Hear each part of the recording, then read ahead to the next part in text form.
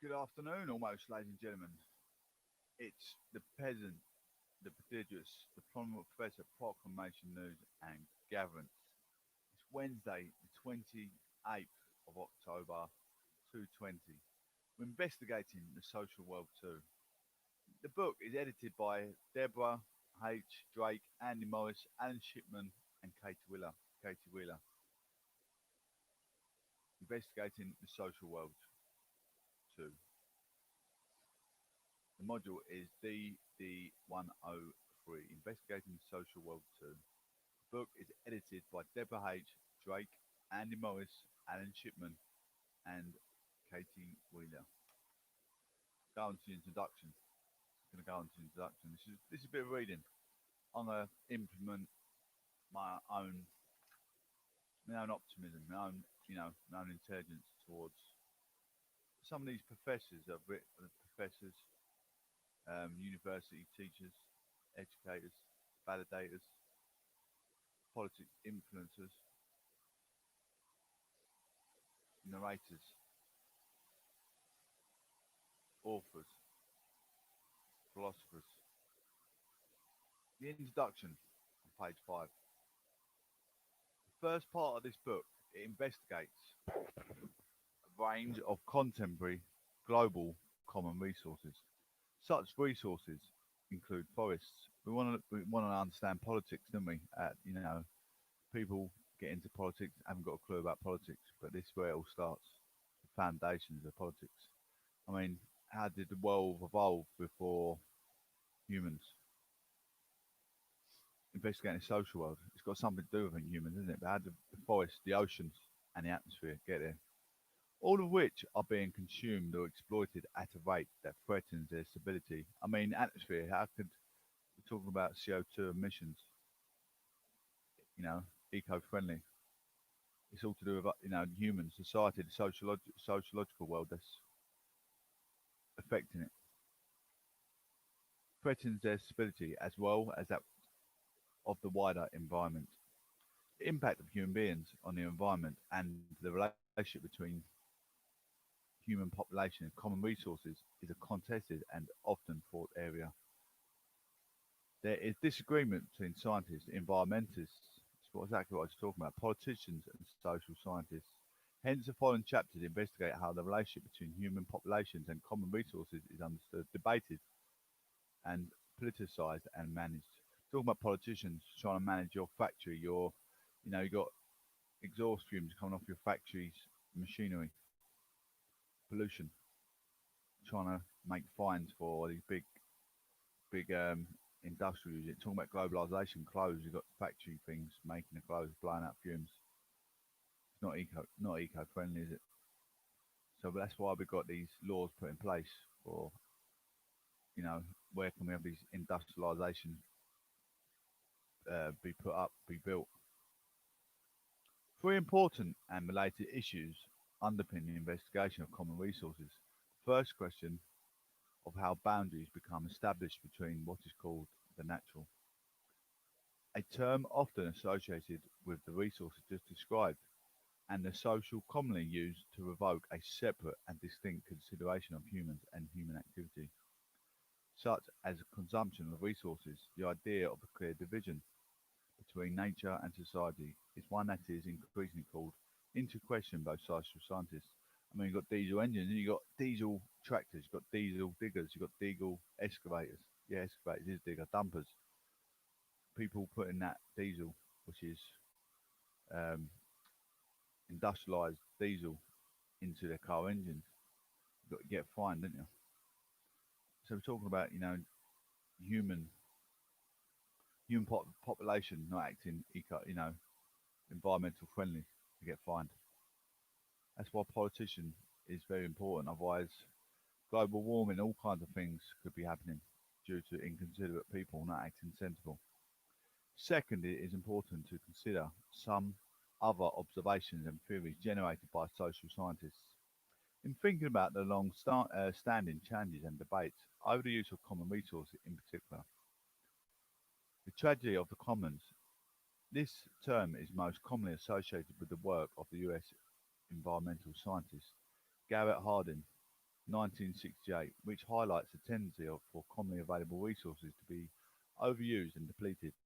The key principle is that one person's gain is overusing a resource imposes losses that are shared out among many others. Once this overuse becomes common practice, it becomes increasingly difficult to offset. This is illustrated by Harding for the example of farmers grazing increasing numbers of privately owned cows and common pasture. Third, the theme of rights is explored in the context of the distinct but related disciplines of environmental studies, politics and international relations, economics and geography. Politics, international relations. Why international relations? Talk about globalizations, distributions. Even getting distribution from one country to another on the big ships, cargo.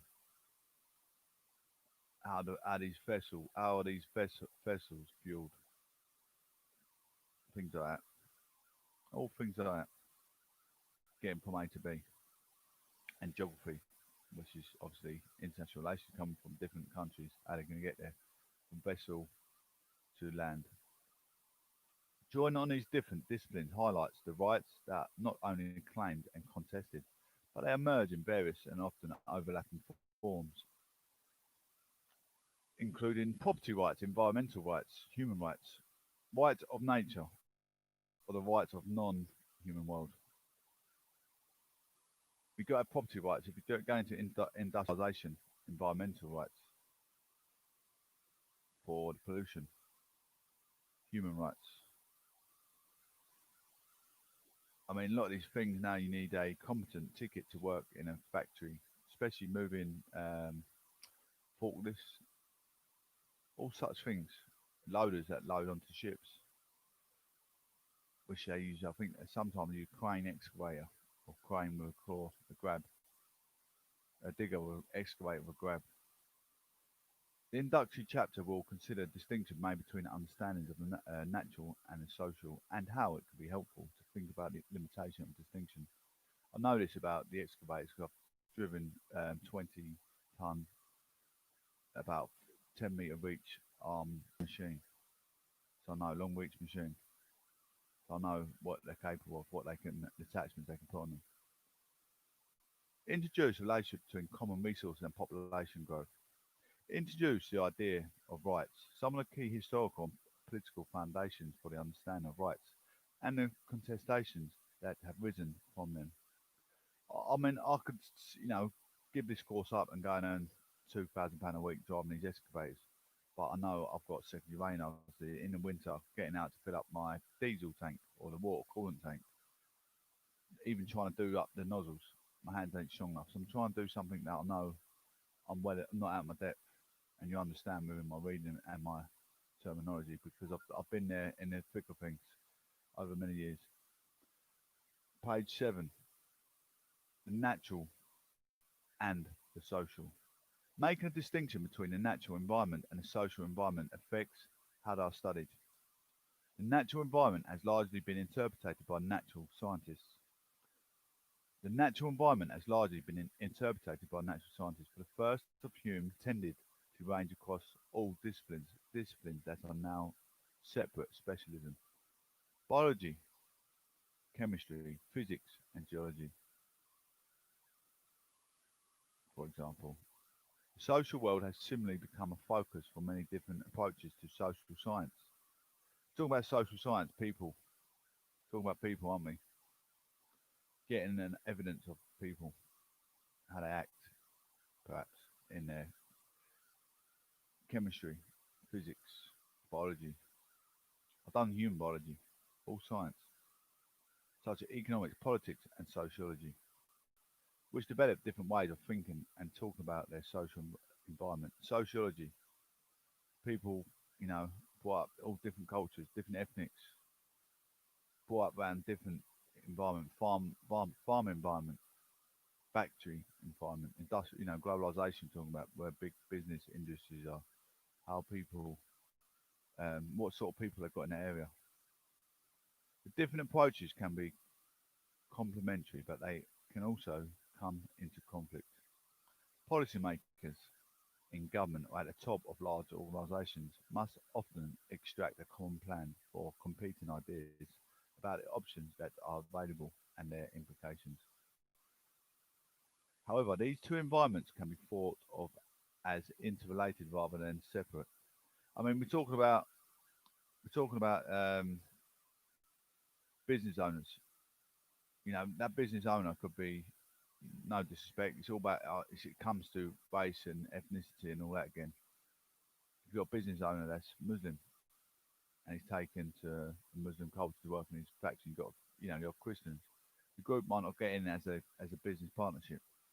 You need to make it amicable, fair down the middle of people who you take on as employment. Otherwise, it causes disturbance in the business as well. Talk about sociology policies, getting a business to run smoothly. However, these environments can be thought as interrelated rather than separate. The social environment arises from the presence and actions of people, but also shapes what people think and do. Humans emerge from and have adapted to the natural environment, but increasingly being reshaped by human activity. By both environments, natural and social, affect what each person can do, constraining some activities and enabling others. Awareness of these environments requires each individual to consider how they and their actions relate to those around them. I mean, say you got a load of white Christians on a job, and then so we've got a load of coloured Christians on a job. The coloured Christians are used to warm heat in the winter. Then they can be working on tools, same as a white Christian. It's gonna find it hard, aren't they? Acclimatise. They'll find it hard. So I don't want to put different cultures in because it makes it a bit like I'm not fashion slight as you know, but I don't want it to come across as others listening. Obviously, I'm quite open with my multiculturalism, as you understand. I've got a Muslim in my family, and I respect their authority, same as Islam and all that, all the others. Anyway, understanding where necessary, combining these two worlds requires different viewpoints that can lead to different explanations and evaluations. Some social scientists go further and take radical view about the relationship between the natural and the social worlds. For the sociologist and philosopher Bruno Latour, the distinction between natural and social is helpful and argues fundamentally misguided. He points to the following example.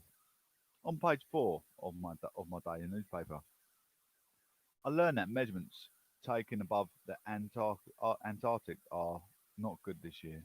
The hole in the ozone layer is growing ominously larger. A few paragraphs later, I come across heads of state of major industrialized countries who are getting involved with chemistry, refrigerators, aerosols, and insert gases. But at the end of the article, I discover the meteorologists don't agree with the chemist, chemistry. Towards the bottom of this page, the third world countries and ecologists and their grain of salt and talk about international treaties, mor- moratoriums and the rights of the future generations and the right to, to development. None of these consumable, yet they are caught up in the same story. A central concern for the Latour is that imposing boundaries, when thinking about the world, including the environment, can lead to a rather disjointed view. Latour's remark illustrates this by considering how the newspaper is organised into different sections, such as national, international, science, or business, for example. He shows how the story of the ozone depletion does not fit well in such neatly boundaries of interest. Latour argues that boundaries are often falsely constructed to distinguish between nature and society. The relationship between human population and natural resources is not as straightforward as it might seem. It is not just a question of humans that consume on one hand and common resources that are consumed on the other. Page 9. What is the first thing that comes into mind when you think about the forest? Make a note of your thoughts. The first thought wrote down. It may well be been trees. Possibly you also thought about quiet, atmospheric place and the absence of humans. You want to go for a walk somewhere. I'll go to, some of us might go to a country park or a local park or down the beach. You want to find a bit of mindfulness, don't you? You want to let your problems at home get set free. Everyone has problems, lives a life purpose, your bills, whatever's coming up. You got your pay date coming up. That's the worst time, and all those good. You get paid. You can go shopping, get a few bits for Christmas perhaps, or for your loved ones or children. But you've got bills to pay. Phoning 4 or 5 bills at the end of the month. A lot of stress. So going for a bit of mindfulness, just let your mind set free. Sometimes helps. However, while forests might commonly be thought of as an isolated, atmospheric, and unpopulated place, there are many examples where forests have been used as places to live and subsist. In the global north, forests are also a place of leisure to walk, climb, or cycle. The Black Forest in Germany or the New Forest in England are examples you may be familiar with. The range of uses, forests, and places to live, work, and participate in leisure disrupts the idea that a forest is an entirely natural thing. Instead, it suggests that the natural is also woven into the livelihoods and practice of humans. It really, really speaks out to it, doesn't it? You think, like, close your mind, think of a place that you love to go with your loved ones. It's tradition in it to go somewhere with your family once a year. I mean, I've always gone with my brother, my mum, my sister, and that. We used to go Norfolk Broads, and I've been just recently my birthday. You go there, and it's the most you can have the most peaceful sleep. I call that a mindfulness holiday. You're sitting there rocking about, you're rocking to sleep. It's beautiful. It's absolutely. It takes all your strain, all your anxiety, all your stress from home. I don't get stressed often. Obviously, I've got my court hearing, my children and things. That's about the only stress I have. The build up to it, absolute stress, makes you distraught. Unfortunately, for some of us, we have to go through this to the measures of court scenario. It's embarrassing to say, but you know, it's reality. It's what happens. All have to go through it at times. Anyway, page 10. Hope that really reached out to some of you guys. We all suffer in the pandemic lockdown, and sometimes we need escapism. Escapism is important for everyone. You talk about mental health.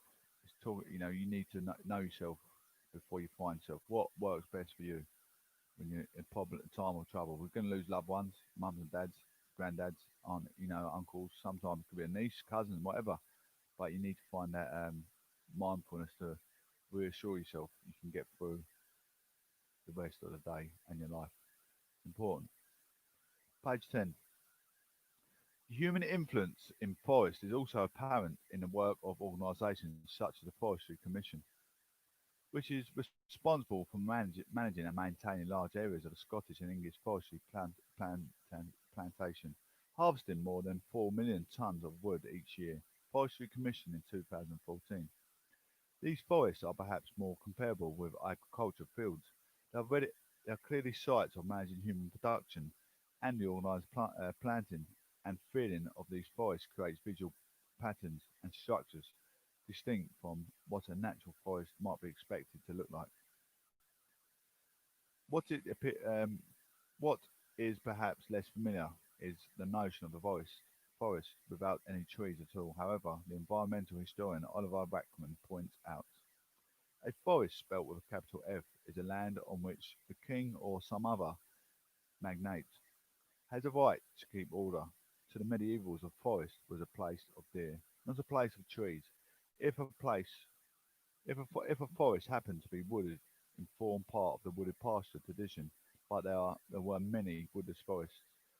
I mean, this is again, it's all politics, isn't it? We need to make sure we've got enough rainforest, enough forest for trees, enough forest for cabinets, chairs, settees, stalls. You know, that's why politics is important. In everyday life, people are politics again. People don't realise what actually politicians have to manage their lives, make sure that it's environmental friendly, making sure trees not getting burnt down just for the sake of getting burnt down. And in Australia, global warming, trees and farms and fields were getting burnt through globalisation. Globalisation. Talking about the environment. Anyway, page 11. What a forest can provide a clear example of common resource. Think about its different use helps to highlight the idea that such resources are bound up not just in debates about the environment, but in political and economic decisions. Power struggles between different groups, completing markets and disputed boundaries. One example is the continuing concern about and campaigns to prevent the depletion of the Amazon's rainforest in South America. Natural resources do not sit outside the human world but are bound up within it. Not only is the natural element of this story difficult to untangle from the human element, but the struggles between humans about the use of common resources and the environment makes it clear that humans are a far from unified group. So the contentions over the common resources are much about problematic relationship between different humans as they are about the relationship between humans on a common resource they exploit. I've got something to talk to you about after this last paragraph.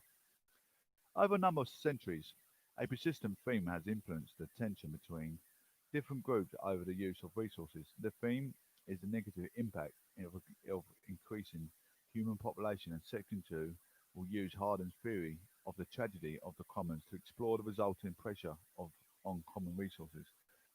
Talking about old medieval houses, you've got thatched cottage.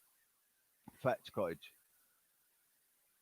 You've got lintel going for the roof, made of oak, all made of wood.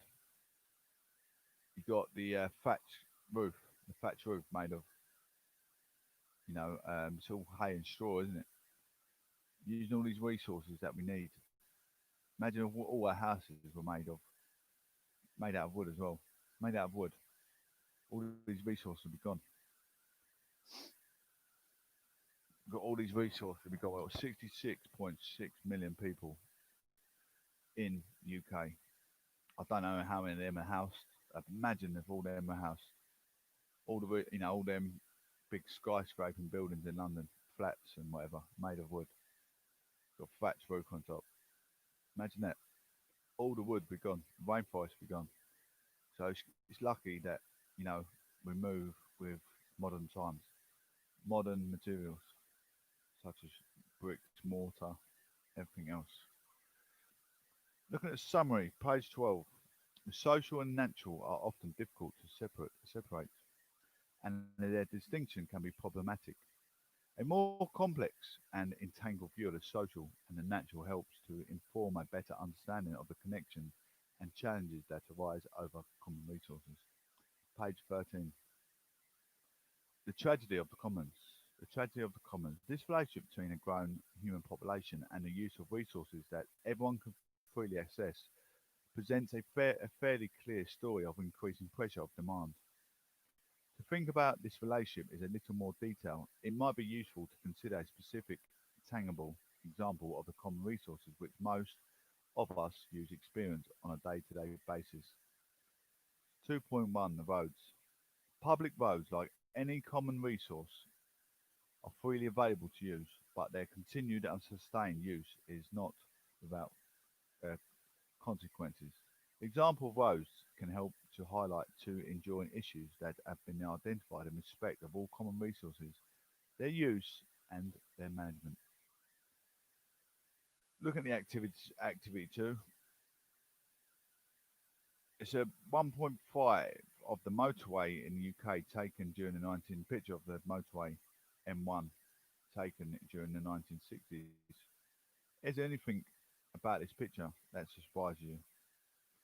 In any contemporary picture of the same motorway or any motorway, it would be almost impossible to capture in daylight, such as an empty road. Indeed, people even complained when the UK government authorised the building of the first motorways, saying that they were scars across the countryside that only a few would ever use. You might also have noticed that there is no crash barrier into the central reservation, something which led instances of early motorway users carrying out U-turns if they missed their intended exit junction. Page 14 on the there's look at reservation, very tiny. Centre reservation, so tiny to what they are now. So you can easily slip off that yeah, slip off that, the centre reservation onto the other road, oncoming cars like lorries, anything. So dangerous to what they are now. So you can see how we're moving in modern times. Page 14. Motorways exclude some groups, such as walkers, cyclists, and certain slow-moving vehicles. However, most people can use of them, and everyone can use other types of public road. As car ownership increased, available road space between scarcer and journey times went up. By the 1990s, some city planners were becoming concerned about gridlock. So many cars and trucks were joining the same roads simultaneously that nothing could move, even with emergency vehicles getting stuck for hours. Roads have joined a growing number of common resources that once seemed to have sufficient capacity for everyone, but now suffer congestion and degradation because of unrestricted use and rising numbers of vehicles and journeys. Do you know when I say think safety, things first? So people are going out under the influence of alcohol. They want to speed. They want to overtake. They'd use that little centre reservation to get over somewhere. There's no traffic on the other side, or they're being totally off their face. They wouldn't even notice that centre reservation, would they? They wouldn't even notice it. So we've got barriers up in the centre reservation now, stopping this from happening. Even people driving on sleep deprivation, falling asleep at the wheel, could end up on the other side of the road with oncoming cars. Very, very dangerous. To what is now, it's amazing, isn't it? Our history has changed for the better of our safety. So when we people take mick out of our politicians, our prime ministers, like Boris is making bigger, better infrastructure also, always implementing in with the modern times. He's very, very up on things when it comes to modern science, moving with the times, making bigger airports, stop congestion at airports. I don't think people acknowledge all the things that politicians do. They're not saying Sir Keir Starmer or any other politician would think of moving forward with times. I'm not saying they would or wouldn't, but very, very important. Otherwise, we could be still living in the midriff of the 80s. The issue or problem is an instance of what Harding, 1968, called the tragedy of the commons. This refers to a situation where increasing use of a resource starts to deplete it as so the arrival of the next user leaves a little less for every existing user. The tragedy arises when a resource is non-excludable, accessible and available to everyone, and exhaustible, limited in supply to what one person becomes unavailable to others. The idea is explored further in Chapter 4 because instances of the tragedy have become more frequent, affecting, among other things, the world's forests, energy and water supplies, marine resources, farmland, and even the atmosphere. Preventing and resolving it become a major policy concern. I mean, a lot of people, the majority is conservative. The big, big government all over the globe is more politicians than conservative. And a lot of people will go with Tom will go with conservative because they're up with the time. The science you've got scientists, but all these scientists, sociology scientists, environmental scientists, all working with the government. This is important. We move with the times in everyday life. Eco-friendly cars. Everything. You've got to put roads into safety into context as well. Returning example, it's the democracy that wins the parliament over, and Conservative have been the first form of government. So it shows in history and modern time. I know some Labour supporters think, oh, because that's their cup of tea. But I'm talking.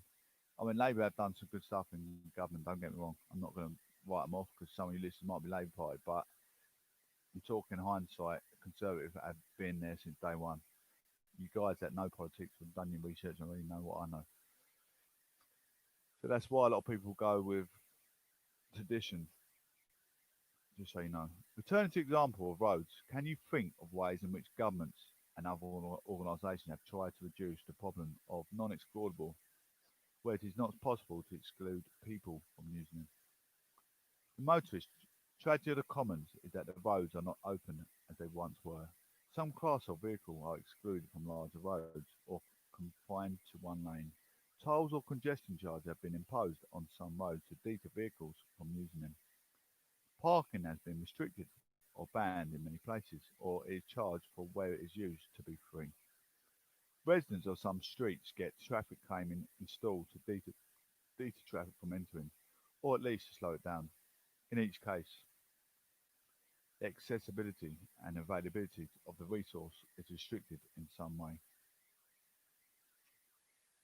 Increasing usage. Background to the tragedy resourcing of a growing population. Increasing usage of resources is often related to population growth. Tracks the growth in the population of the UK from the 9th century to the beginning of the 21st century. At the beginning of this period, UK population was approximately the same as that of the present day in Greater Manchester, 2.7 million, and it now stands at over 20 times this figure. This significant population increases over the centuries is a trend replicated in many other parts of the world. Global population was estimated at 7,000 million, 7 billion in 2014, up from around 2.5 billion in 1950 and 6 billion in 2000. World Ometers, NADA, whether such a population increase can be sustained by the Earth's resources in continuous question. Some people believe that there is an ultimate limit of the number of human lives that can be resourced by the Earth. Other people argue that it's technological developments leading to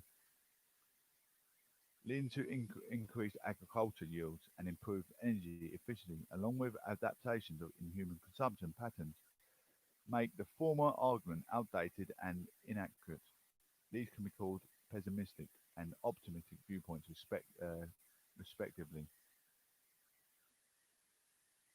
Inducting common resources and rights, page 16. Population growth and food. The pessimistic view of the population growth and its danger for all humankind is not new.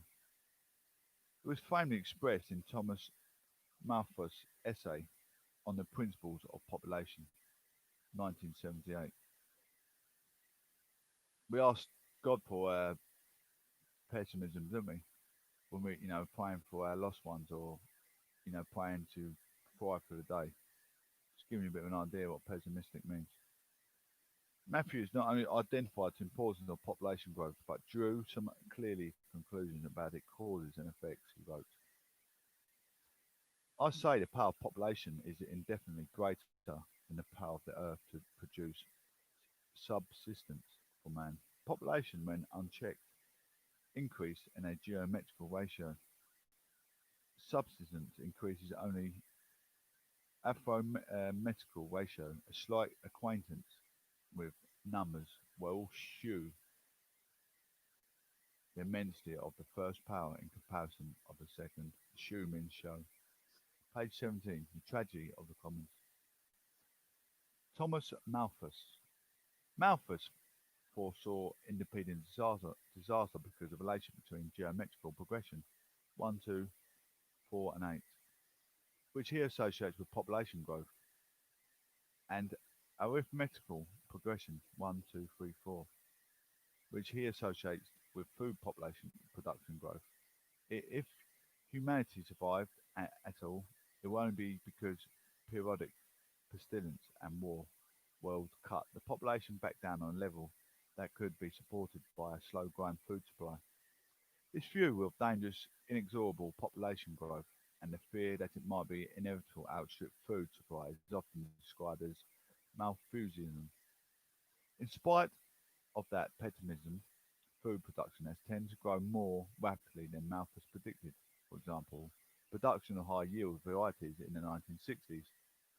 It allowed India to become self-sufficient in grain, even its population was growing rapidly, despite frequently voiced concerns that intensive farming will eventually deplete and erode the soil, so the production drops, or that the monocultures of high-yield food plants will be suddenly wiped out by disease. Most countries' food production has continued to grow in most years. India's India's grain production in 2014 was 35% higher than in 2000. The Surf Bank in India 2014. Amartya Sen, a prominent Indian social scientist, has assembled evidence that past famines occurred because food was inadequately distributed, not because there was not enough to grow around. Population growth has now slowed in many countries, even leveling of or declining in some. For example, India's population growth grew by 20% in the period of 1985-94, 16% in 95-2004, and 12% in 2005-2014. Worldometers, the slowdown was achieved in the part of the controversial sterilisation campaigns, which coerced women to volunteer by offering financial incentives. Burke 2014. China, the only other country whose population exceeds a billion, attempted to restrict family size by law, introducing its one-child only policy in the 1980s. Such campaigns and policies raised the issue of relationship between rights and responsibilities, a relationship that is explored further in Section 3. Talking about population growth, we've got the coronavirus pandemic, people dropping like flies. Do you reckon, what do you reckon about that? What do you make of that? Controlling the population growth as such. It's not nice, is it, losing loved ones to coronavirus, but it's also an act of God, perhaps. Act of God or it's an act of something. We just have to go with the times, don't we? We can't think any other, just go with the times, unfortunately. Hardin's model of the tragedy of the commons illustrates the way common resources can become depleted through overuse, a process influenced by the lure of private gain.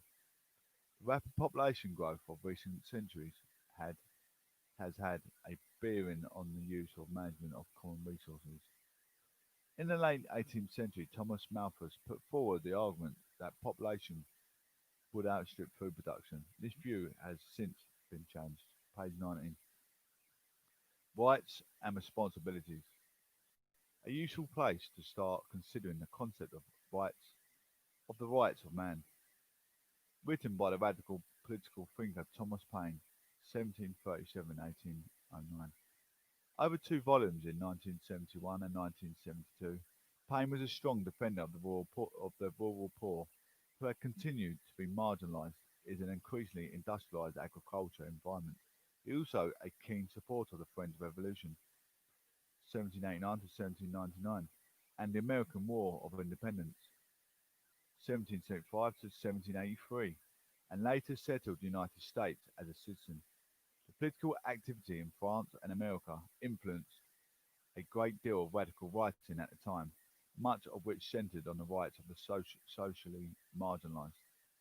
Another key text at the time was a vindication of the rights of women, written by Mary Wollstonecraft, 1759 to 1796. Mary Wollstonecraft was a great feminism philosopher, absolutely very, very intelligent. It published in 1972 and work that was commonly regarded as a foundational feminist text. If any generation of men proposed the rights of dictating the mode by which the world should be governed for forever, it was the first generation that existed, and if the generation did not, no succeeding generation can sue any authority for doing it, nor can any set up. I mean, Mary Wollstonecraft, um, she was just as intelligent as one of them human biology scientists. She can work the human brain by. She understands the fundamentals of the human brain, like in men and women. Men and women think they're no different in any shape or form, apart from genitals, obviously. But the way they think, the way they act. When people say men are worse than women when it comes to um, dogs and heat, it's not true. It's not fact. Men and women are both exactly the same. When your wife's putting you down, or you're putting your wife down, you both got the same thinking mechanism. Um, it's just if your relationship ain't amicable and you're not keeping it reciprocated, it's not going to work. You're going to take advantage of the other. Simple as that. Anyway, page 19, moving on. The eliminating and divine principle of the equal rights of man, for it has its origins for the maker of man, relates not only of to the living individuals, but to generations of men succeeding each other. Every generation is equal in rights to the generations which preceded it, by the same rule that every individual is born equal in rights, which is contemporary. We're talking about anexphobia, homophobia, Islamophobia, all these things. You see a lot of politicians getting involved in fascist commitment, anexphobia statements. Even talking about sexualities. It's all about equalities. That's what I'm saying. Every time I try and promote my any kind of journalism, it's always about equalities. You can't take to homophobia or anexphobia because they're culture. It's like make them and class them as a disability and discriminate them. Should you discriminate someone with disability? No. It's all about equalities, accepting everyone. The word of Payne's quote is a little archaic, and you need to read it more than once. What do you think are the key ideas in it? Essential concern for Payne is the rights of what are now often referred to as future generations, a common preoccupation for contemporary social and environment scientists in considering the sustainable management of common resources. Payne is concerned that the mode by which the world should be governed, it is not something for a single generation to decide upon, but each generation, each individual is born equal in rights. A simpler, more familiar expression of this view is to say each person is only temporary steward of the planet and has responsibility to maintain it for future generations. The other key aspect of Payne's view is the equal rights of man, and that each person can make an equal claim to be heard. This is the foundation for an important way for understanding rights as something to be asserted, claimed, or even fought for. I mean, this is the first time I've read this, and before I read that chapter, I was giving you my own point of view of how I see how society should act. No one should discriminate for their race, their culture, their ethnicity, whatever background they come from. If they walk with a limp, they don't start discriminating. You don't know what they got their illness. If it's something to what I've got, secondary vein arthritis, some days I might have a bad, my hips hurting, my knees hurting. Someone would take me up and done it, but it wouldn't bother me. But I think sticks and stones make. But being part of that hate crime, to make people depressed and not feel good about themselves, make them not want to come out the house. Even with the COVID masks. I mean, they had a thing where some people would have them. You're not allowed to question the people who have COVID masks. You don't know their breathing aspirations are like at home. You don't know if they're on some sort of breathing aspirations at home. So don't start sitting there justifying hate towards them because you don't know. Anyway, a little then Payne, the 18th century French philosopher Jean-Jacques Rousseau, 1712 to 78, asserted that society could only function on the basis of what he called the social contract. The base of this idea was that individuals and societies were codependent and that the rights of the individual could only be claimed once the individual submitted the idea of the society.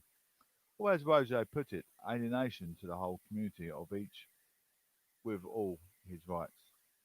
Since each gives himself up entirely, conditions are equal for all. Rousseau 1998 to 1763.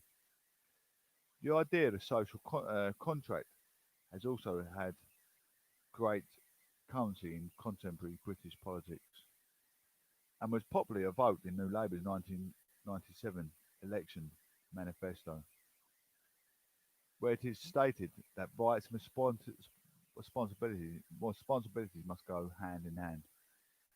In other words, rights must be earned and earned through taking a responsible place in society for the benefit of all within it. Human rights and property rights. Among the rights of Payne, I mean property rights. When you got human rights and property rights, you've got squatters' rights, haven't you? How long you're allowed to squat in the house, or how long you're allowed to be renting the house before they evict you. All them things come into thought when I read that sentence. Human rights and property rights. Reading on. Among the rights of pain, Wollstonecraft and Rouget addressed property rights have been especially continuous and essential debates about inequality.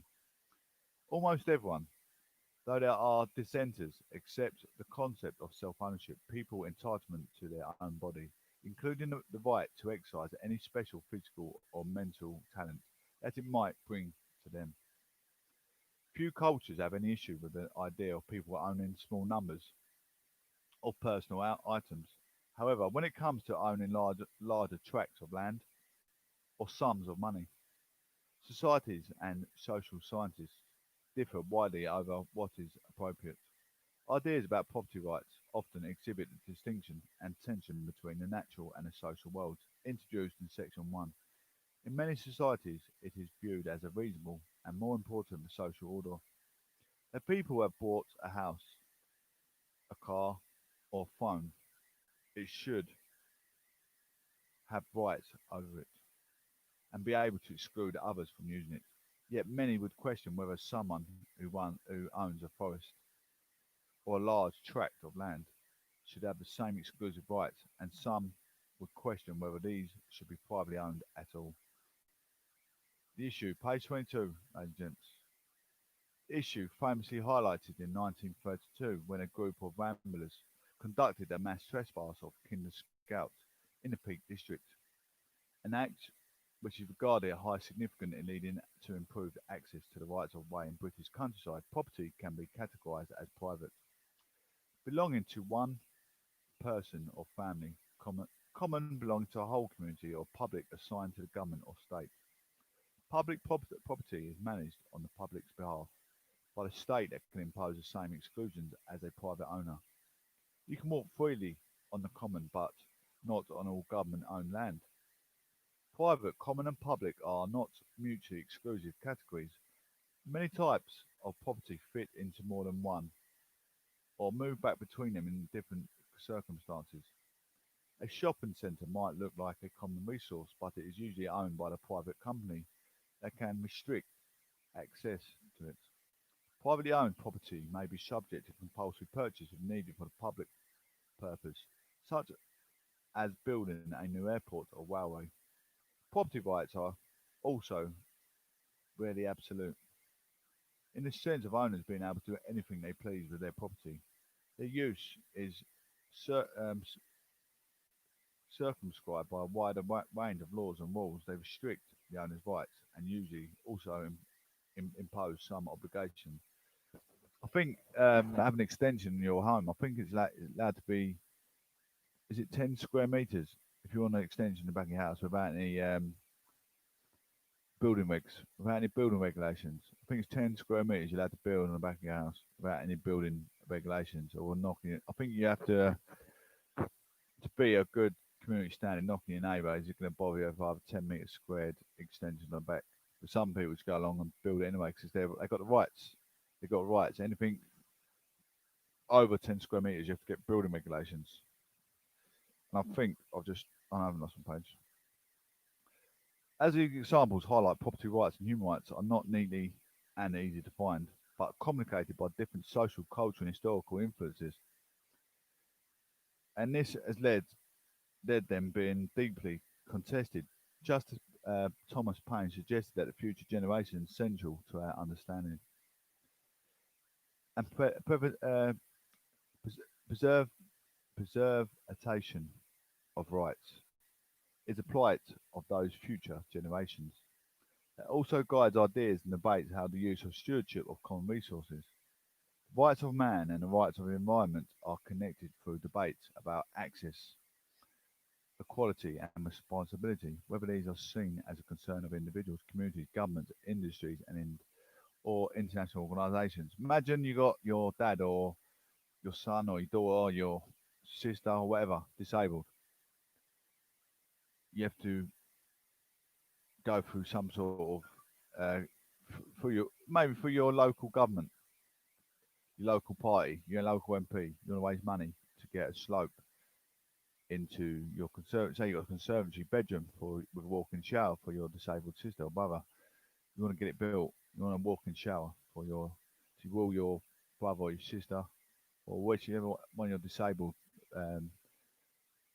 people are in your family. You have to get you have to get the rights, get the funding. They can help you. That's what it's all about. This is what it's all about. Some people need to know because some people don't know. They get they got a newborn baby in a family, might have a disabled child. You've got to fight for the rights for the government funding. They can get lottery funds to help build, the accessibilities that you need. It's hard. It's hard. You have to put on a big, big fight to get there. Believe me. I've done it for one of my family members. Put my head on the line to raise money, raise awareness. I shouldn't have done what I did, but I did because rather than one of us suffered, I made two of us suffer to get what we need to get in life. Shouldn't have to go to their measures, but we had to, unfortunately. But other people, there's other ways to do it. Page 23. I've got 10 minutes more reading, and then I'll be with everyone for a normal chat. A contemporary understanding of stewardship is informed by Thomas Paine's 18th century views on rights, where each person has a responsibility to maintain the environment, the future generations. The highlights of connection between rights and responsibilities, and the relationship between the individual and society. Specific rights are often hard to define and come into conflict with each other, as illustrated in a relationship between human rights and property rights. Page 24, Chapter 1, Introducing Common Resources and Rights. I'm going to go through this book every day with you until we get to the end. It's part of my academic integrity. Obviously, I know a lot about human rights, been in the building industry in previous years. I'm talking about 6, 7 years ago. The conventional understanding of the natural and the social, which views these are separate and bad in categories and ways in which distinction can be useful in examining the relationship between human populations and common resources. The issue of population growth and its relationship to arguments about common resources management. Historical origins of the ideas and rights associated with the 18th century revolutions in France and America, and how thoughts about relationship between rights, responsibility, and ownership have developed within contemporary international debates. This introductory chapter has raised some of the challenges and tensions with that characterize debates that common resources, responsibilities of their management, the right to their use, and how the idea of that their ownership may be negotiated and contested. The chapters ahead will explore these issues in more detail and, in doing so, will draw on a range of environmental, political, and economic ideas. In Chapter 2, Joe Smith considers the evolution of our understanding and valuing of environmental concerns during the later part of the 20th century and beyond. He charts the historical development of a global environmental imagination and the way growing public consciousness and threats to common resource affects demands for environmental rights. He also considers the politics of managing environmental change. Chapter 3, Don Conway and Eddie Wanstich considers the ways the international political boundaries have been created patterns and cooperation and conflict in seeking to manage and protect rights of access of common resources such as water. Chapter 4, Adam Shipman examines the economic argument that private ownership and common resources might lead to the being of managed more efficiently and sustainably, but that this poses challenges to the long held idea that common resources are a public right. In Chapter 5, Sunil Bhagwat, Nicoletta Jones and Giles Mohan explore the contested land rights in indigenous peoples in the face of commercial exploitation of resources in India, as an example of how property rights and human rights are drawn into debate about common resources.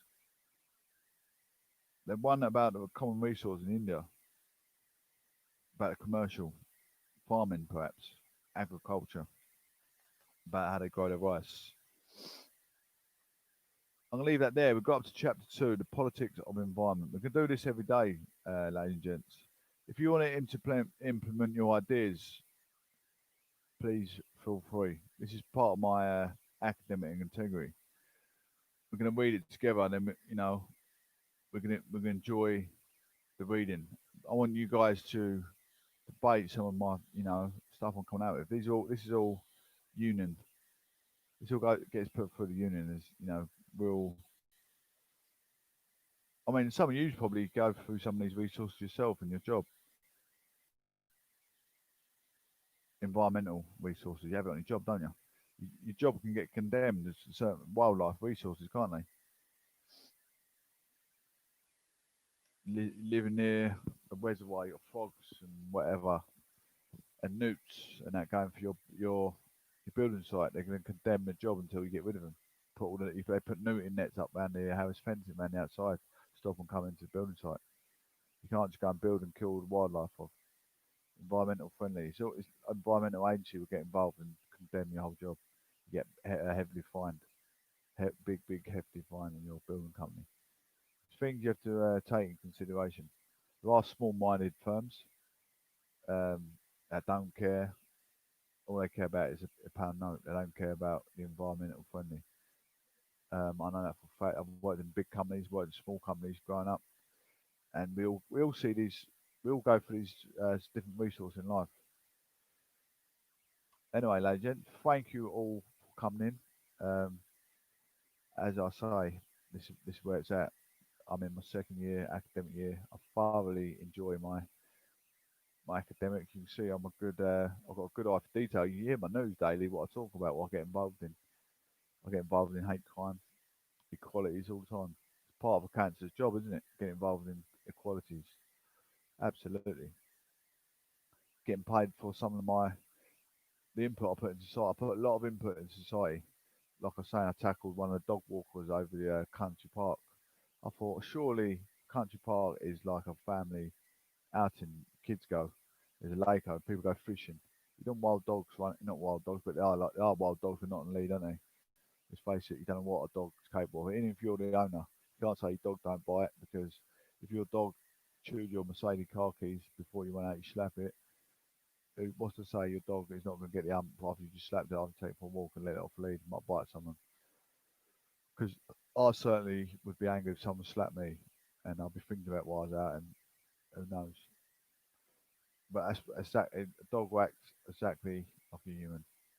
They lead astray after being angry. It can lead astray any time of day if you slapped it or not. But you know, any one of us can. You stub your toe. What's to say you're not gonna be angered and do whatever? You can't control. Well, a lot of us can. A lot of us have got a good control mechanism. Not all of us have. Not all of us have. Anyway, ladies and gents, thank you all for coming in. It's the prodigious, the problem professor, proclamation news and gatherance. I'll see you again. I might even come back tonight for an hour reading. Take care, God bless, and speak soon.